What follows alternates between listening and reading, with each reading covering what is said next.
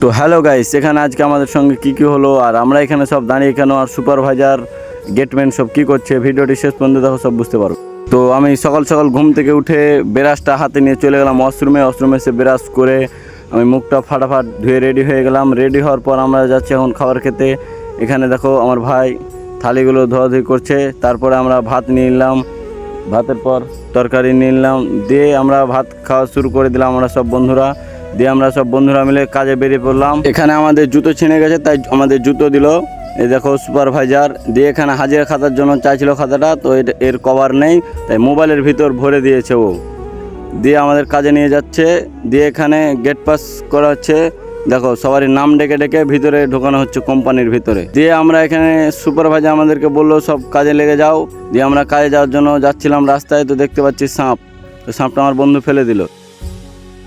দিয়ে আমাদেরকে দেখিয়ে দিল যে এই রডগুলো নিয়ে যেতে হবে অন্য সাইডে। তো দেখো ছেলে পেলে কত হাসাহাসি করছে, কি করে যে এত হাসছে আমি বুঝতে পারছি না গাইস।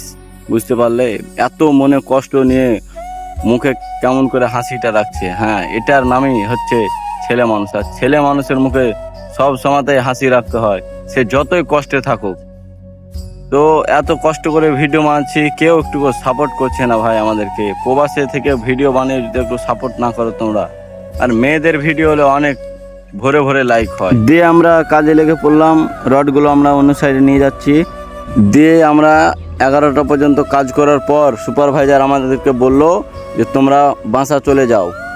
আমি বললাম কেন? বলছি তোমাদের গেট পাস হয়নি এই জন্য। দিয়ে আমাদেরকে সেফটি গার্ড বললো যে তোমরা এভাবে কাজ করছো, কোনো ক্ষয়ক্ষতি যদি হয়ে যায় তাহলে আমরা কোনো রিস্ক নিতে পারবো না, তাই বলছি গেট পাস ছাড়া কাজ করো না। তাই আমরা কাজ ছেড়ে চলে এলাম। 11টার দিকে আমাদের কাজ 1 হাজিরি দেওয়া হবে। তো ভিডিওটি কেমন লাগলো অবশ্যই জানাবে কমেন্ট করে। আর অনেক মেহনত করে ভিডিও করছি ভাই, একটু ফলো সাপোর্ট করো। এত কষ্ট করে প্রবাসী থেকে ভিডিও বানাচ্ছি, আর প্রবাসীদের সঙ্গে এরকমটা যদি হয় তাহলে কেমন লাগে বলো। একটু ফলো করে দিও বন্ধুরা। তো ভালো থাকো।